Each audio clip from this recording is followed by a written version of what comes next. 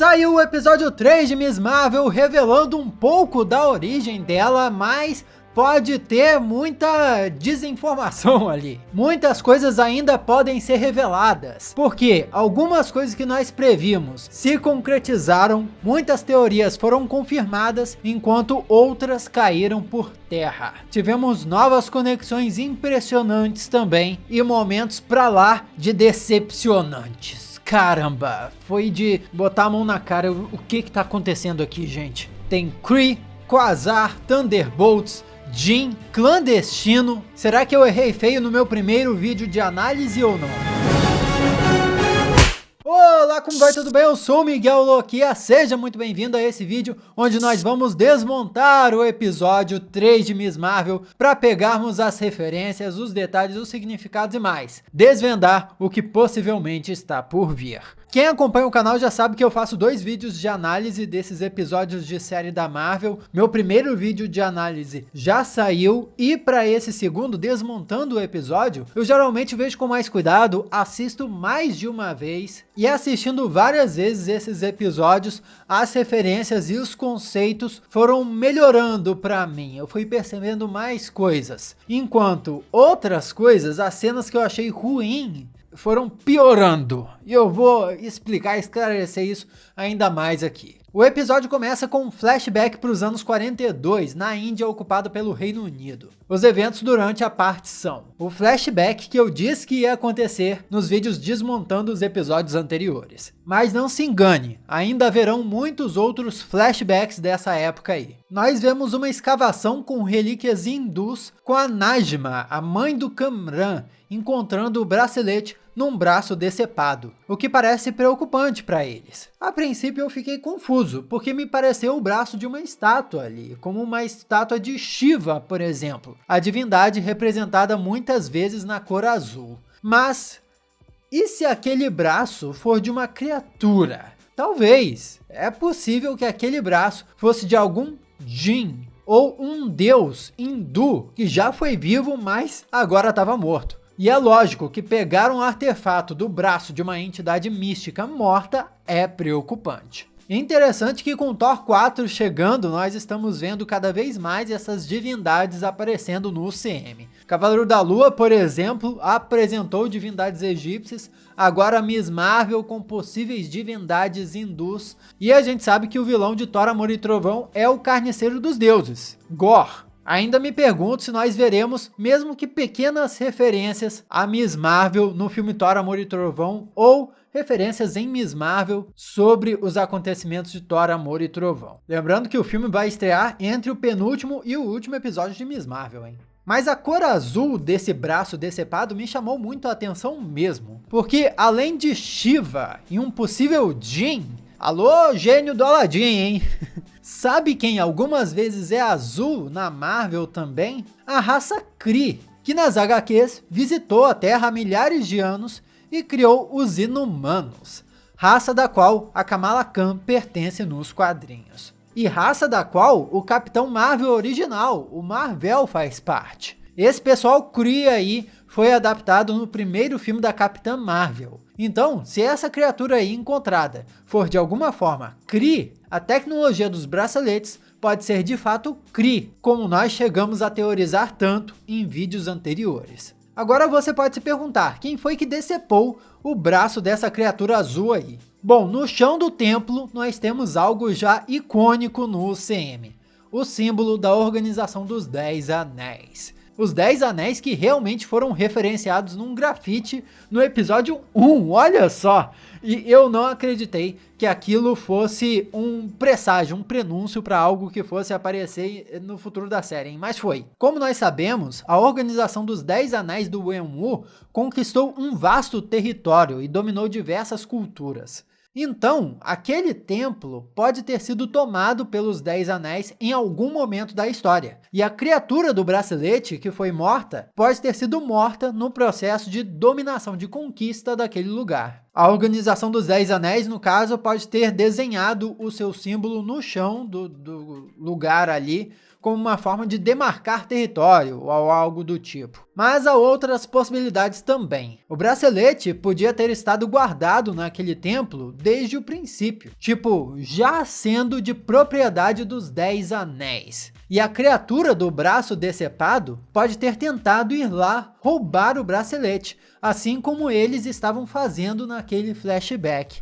Só que a criatura encarou a defesa dos 10 Anéis na época dela e foi morta antes de fugir com a relíquia. Em adição a isso tudo, os braceletes podem ter a mesma origem dos 10 Anéis. Lembrando que na cena pós-créditos de Shang-Chi, ninguém conseguiu identificar a origem dos 10 Anéis ou sequer o sinal que eles estavam emitindo. Enfim, tudo isso pode se conectar no futuro. De todo modo, o resultado é o mesmo. Em algum momento, uma criatura usou o bracelete e foi morta pelos 10 Anéis aparentemente. Aisha, bisavó de Kamala, aparece na cena. Pega o bracelete encontrado e diz que num templo disseram para eles que precisavam de 2. Então, há 2 braceletes. Será que os 10 Anéis tomaram a posse do outro bracelete? Quantos artefatos místicos ou tecnológicos a Organização dos 10 Anéis não deve possuir aí, hein? Aisha menciona que precisavam dos 2 braceletes para levá-los para casa. E há muito a teorizar sobre que casa seria essa, hein? Vamos chegar lá. Quando Aisha coloca o bracelete, ela claramente teve o mesmo tipo de reação que a Kamala teve no episódio 1, ao pôr o artefato pela primeira vez. E talvez a Aisha tenha visto a mesma coisa. Pois lembra que eu falei que aquele mundo invertido que a Kamala viu lembrava demais a zona negativa dos quadrinhos? O fato de serem 2 braceletes se conecta com os 2 braceletes negativos dos quadrinhos também. Braceletes negativos que são relíquias de onde? Do Império Kree, que foram usados pelo Capitão Marvel original e concediam a ele poderes incríveis. Isso já confirmaria a teoria de que o bracelete da Kamala foi inspirado de fato nos braceletes do Capitão Marvel. E isso na verdade é bem legal, só que não para por aí. Durante essa temporada, como disseram que tem 2 braceletes, é lógico que o outro bracelete vai aparecer, certo? Então eu desconfio que o bracelete que foi encontrado nesse flashback e colocado pela Aisha, talvez não seja o mesmo bracelete que está com a Kamala Khan. Talvez até o bracelete que a Aisha colocou ainda esteja com a Aisha, que desapareceu. Porque a Aisha se separou do grupo quando o templo desmoronou, né? Que é clássico, né? O pessoal entra num lugar em ruínas, pegam uma relíquia, a hora que estão saindo o templo desmorona, aí precisam sair correndo. Mas nessa de que ela fugiu, ela pode ter encontrado o par daquele bracelete. Só que por algum motivo, ela achou melhor deixar as peças separadas e desapareceu, em vez de se reencontrar com o resto do grupo. Isso tudo inclusive pode ter a ver com o fato da Aisha ter escondido dos outros que ela tinha uma família na Terra. Talvez ela nunca desejasse abandonar a própria família e achasse que os outros do grupo lá não devessem voltar para casa. E essa treta toda ainda tem que ser explicada. 4 minutos de episódio e já tiramos muita informação, hein? Se inscreve aqui e ativa as notificações, que eu acho que eu mereço, né? Pô, não custa nada, me dá essa força pra não perder os próximos vídeos. Adoraria ter você na família Loquia. Se inscreve aí e me dá essa força, tô esperando. Beleza, vamos continuar. Na casa com a galerinha lá, um deles está vendo no celular o vídeo da Zoe sobre pipoca, que o agente Cleary mencionou na interrogação dela. Najma conta para Kamala que vieram de outra dimensão, ou seja, a casa deles é em outra realidade. Importante reforçar, outra realidade, outra dimensão, não é a mesma coisa que outro universo. Em outras palavras, não estamos falando aqui de multiverso, mas apenas dimensões paralelas dentro de um mesmo universo, beleza? É isso. Claro que tem a questão de que pode haver uma dimensão que existe em diferentes universos, a mesma dimensão em vários universos, mas a gente não sabe se é o caso. Enfim. E eles sentiram a Kamala quando ela colocou o bracelete. Sentiram a presença de Nur. Nur, em árabe, é um nome que significa luz. E do jeito que Najma menciona, Nur não só é a dimensão de origem deles, mas também a fonte dos seus poderes. O bracelete, no caso, ativou a conexão da Kamala com isso tudo. E isso aí já se assemelha a outros braceletes dos quadrinhos, os braceletes quânticos, usados pelo Quasar. Os braceletes quânticos são artefatos que manipulam energia, e os poderes podem até se assemelhar aos poderes da Kamala Khan nessa série. Esses braceletes quânticos eram dados por Ion, uma entidade cósmica, para seres que ele escolhia como protetores do universo. E o Ion era uma entidade que protegia o universo através desses indicados dele por outra dimensão. Ou seja, ele é um ser de outra dimensão. Assim como essa galera da Kamala aí. A cabeça do Ion, inclusive, pode ter aparecido no trailer de Thor 4. Então são mais peças se conectando aí. Mas não para por aí. Porque a palavra Nor também pode ser escrita como Nur, que na Marvel é parte do nome En-Sabah-Nur, nome original do Apocalipse, vilão clássico dos X-Men que nasceu quase 5.000 anos atrás, na origem dos mutantes na Terra. Portanto, essa poderia ser uma tentativa interessante da Marvel estar introduzindo o conceito de mutantes no CM, ou pelo menos abordando uma possível origem para eles. A não ser que, lógico, a relação entre o nome Nur e o nome Sabah-Nur seja só uma coincidência, o tempo vai dizer. Najma conta que não podem acessar todo o potencial de Nur daquela dimensão, mas como Kamala era dali, ela talvez pudesse. E é por isso que eles não simplesmente roubaram o bracelete da Kamala ali naquele momento. Pelo menos é isso que eu imaginava, né? Vamos chegar lá. Mais interessante reparar que eles não repararam que o bracelete ativou na Aisha também durante aquele flashback.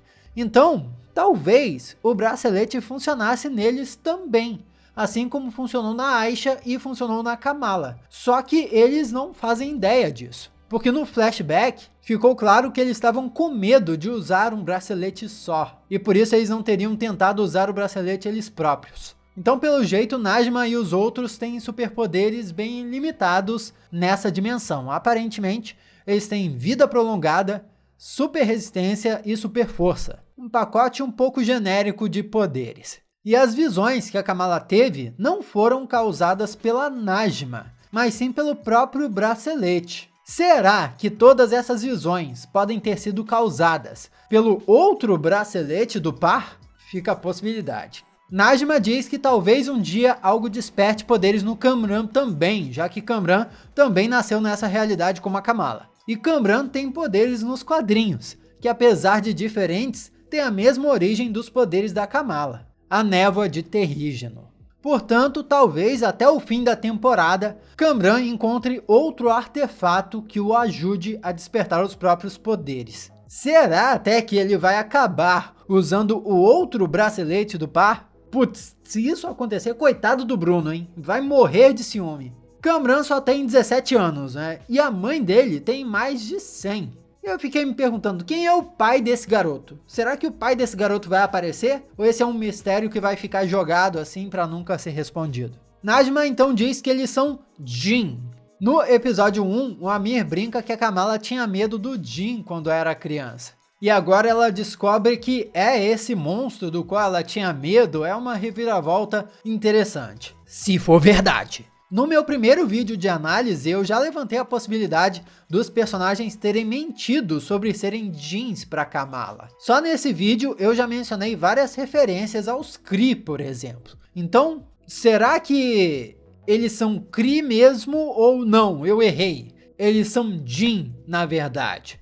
E se forem Kree, por que eles teriam mentido sobre a própria origem? Por que em vez de falar, olha, nós somos alienígenas, viemos do espaço, eles inventaram que viemos de outra dimensão? Por que eles falariam isso? Nós estamos vendo a Marvel misturando várias referências aqui nessa série. Então, sendo Jinns ou não, eu acho que isso tudo pode acabar de forma bem interessante. Do jeito que está encaminhando, parece que a Miss Marvel está sendo mesmo uma espécie de adaptação do Quasar, que é uma coisa que nós já comentamos num vídeo aqui no canal. Vou deixar o link aqui embaixo. Najma diz que eles são chamados de clandestino. Clandestino, trocadilho com clandestino, trocadilho da Marvel. Nos quadrinhos, Clandestino é um clã formado pelos descendentes de Adam do Destino, um guerreiro medieval que se juntou com a Elalith, uma Djinn. Na história, o Adam encontra a Elalith e eles se apaixonam. Ela concede a ele vida eterna e juntos eles têm muitos filhos que são meio Djinns. E cada um tem um superpoder específico. Essa super equipe já chegou tendo quadrinho próprio na Marvel, mas não durou muito tempo. Enfim, é uma referência interessante. Alguns aspectos dessa história do Clandestino parece ter sido adaptada aqui na série, a começar pelo fato da Aisha, que é uma Djinn, ter se apaixonado e tido uma filha, iniciando a família da Kamala de meio Djinns. Outra referência interessante é o nome Najma, que significa estrela, nome de uma vilã recente da Carol Danvers, que no seu primeiro arco ficou roubando os poderes da Capitã. Da mesma forma que Najma tá tentando usar os poderes da Kamala aqui. Agora, a estrela nos quadrinhos passou por uma trajetória bem turbulenta. Depois dessa fase dela aí, ela se fundiu com a Joia do Infinito da Realidade, ganhou novos poderes e se tornou parte de uma versão dos Thunderbolts. É essa equipe que está prestes a ganhar um filme, segundo uma notícia recente que eu comentei em um vídeo, vou deixar o link aqui embaixo também. O quanto disso pode acontecer com a Najma no CM também, eu não faço ideia. Quanto à viagem interdimensional, Bruno lembra de um estudo do professor Erik Selvig, que é o professor dos filmes do Thor. Lembra dele? Sana, vó da Kamala, não foi no casamento do neto. E eu me pergunto se é porque ela é estranhada com a mãe da Kamala, exatamente pela mãe da Kamala não aprovar essa história toda da Aisha e da própria origem da família. Como eu já comentei em outros vídeos, a mãe da Kamala também deve passar por um arco dramático aí de redenção, onde ela pode começar a finalmente aceitar a própria origem da família dela, em vez de ter vergonha disso tudo. Afinal, família foi um dos temas mais importantes dessa série. Kamala ganha do Bruno a primeira peça do seu uniforme definitivo de heroína, a máscara, que ela já deve começar a usar no episódio que vem, durante a sua viagem para a casa da Sana, da vovó. Ela só tá recebendo essa máscara agora porque não haveria justificativa nenhuma para ela levar uma fantasia de cosplay completa para uma viagem para outro país, né? Você tá ligado disso. Aí o roteiro já mandou a máscara dela aí.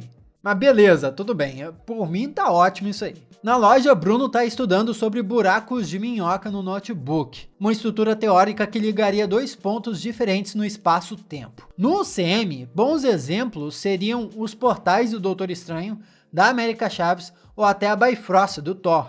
Enquanto também encontrou um mito sobre Djinns, bem parecido com a história que a Najma contou para Kamala sobre eles. Se esse grupo for de Djinn de fato, o mito foi inspirado neles. Agora, se eles mentiram para Kamala sobre a sua origem, Najma simplesmente se inspirou nesse mito aí para contar uma historinha para a menina. Mas uma coisa é fato, os Djinns do mito foram exilados da outra dimensão. Então que diabo eles fizeram para serem expulsos, hein? Kamala começa a sentir o machucado no joelho só na noite seguinte em que ela se machucou. É uma demora um pouco longa demais, né? Talvez tenha a ver com as habilidades dela. Me diz aí. Comenta com o Bruno que apesar de ser arriscado ajudar o pessoal, a Carol Danvers não esperaria. E o Bruno faz a distinção entre as duas personagens, o que é muito legal até. A Kamala não vai ser impulsiva como a Carol Danvers, e isso pode ser muito interessante quando elas trabalharem juntas em The Marvels. Rola o casamento, vários momentos divertidos ali, constrangimento padrão. Um menino aparece com a fantasia de Hulk que a Kamala rejeitou. Brown Jovi para fazer o cover de Bon Jovi que a mãe da Kamala estava comentando no episódio anterior. Mas aí o negócio fica bizarro. A Najma decide não esperar nem um segundo e vai obrigar a Kamala a ajudar sim, agora mesmo, invadindo o casamento. Não dá pra esperar não. Se ela tava tão virada na maldade, gente, por que ela não obrigou a Kamala a cooperar lá no início do episódio? Simplesmente não faz sentido ela ter deixado Kamala ir embora se estava tão disposta a fazer ela ajudar com tanta pressa. Claro, a Najma poderia estar com pressa, mas mesmo assim ter tentado dar uma chance para Kamala. Mas se esse fosse o caso, quem esperou um dia Na verdade, mais de um dia. Não poderia esperar, mais uma noitinha, não? Em vez disso, invadiram o casamento ameaçando geral lá, causando maior furdúncio. Só tem uma justificativa para isso. O roteiro quis. E ficou galhofa demais. Eu sei que é uma série infanto-juvenil, sabe? Mas não precisa ser tão boba assim, né? Eu acho que, tem um outro motivo sim. Tem um motivo que explica tudo. Por que a Najma decidiu invadir no casamento? Ela queria roubar docinho. Ela queria os docinhos. Agora faz sentido. Não tem problema nenhum, galera. Era isso. A Najma falou enquanto encurralava a Kamala que queria que ela entregasse o bracelete. Então, se não precisavam da ajuda da Kamala propriamente dita e só queriam o bracelete dela, por que diabos não simplesmente roubaram o bracelete da menina antes? Eles tiveram muitas chances de roubar o bracelete da Kamala sem nem sequer precisar conversar com ela. Uma justificativa para isso poderia ser que a Najma sabe que usar o bracelete é perigoso, então queriam que a Kamala usasse o bracelete para eles, só que como a Kamala não está disposta a fazer isso agora, eles decidiram tirar o bracelete da Kamala e quem sabe agora dar o bracelete ao Kamran, que também nasceu nessa realidade e poderia ajudar eles. Talvez, olha só, a Najma só tivesse tido um filho, o Kamran, na intenção de usar ele para colocar o bracelete, levando em conta que eles não imaginavam que o bracelete poderia ter funcionado com a Aisha lá nos anos 40. Mas nada disso foi explicado até o momento, vamos ter que esperar os próximos episódios, né? Só que o que se segue é um show de horrores, né? A perseguição toda, a ideia inicial da perseguição ao som do Bon Jovi até que é divertida. Só que os vilões caricatos, encurralando a Kamala lentamente, de cara feia, já começou de uma forma meio clichê, o que não seria problema nenhum. Se não fizesse mais sentido, eles tentarem agarrar ela depressa. Por que ficar encurralando ela, deixando ela fugir, Eles não estão com pressa, poxa? Não é esse o argumento? E daí, a única identidade que deram para os vilões foi que cada um deles tem uma arma específica. Pelo menos nos quadrinhos, cada membro do clandestino tinha habilidades especiais únicas. E aliás, os irmãos mais jovens da família, o Rory e a Pandora, inclusive, se tornaram super-heróis, cujos poderes só funcionam quando eles estão juntos. Esse tipo de dualidade, inclusive, pode ser construída aqui na série entre a Kamala Khan e o Kamran, por tudo que eu já falei aqui no vídeo, né? Vamos ver. Daí tem um momento zoadíssimo onde o rapaz do chicote de cinto joga uma cadeira no Bruno, o Bruno cai machucado, mas o cara vai correndo pra cima do garoto. Se lembre que o objetivo dele é capturar a Kamala.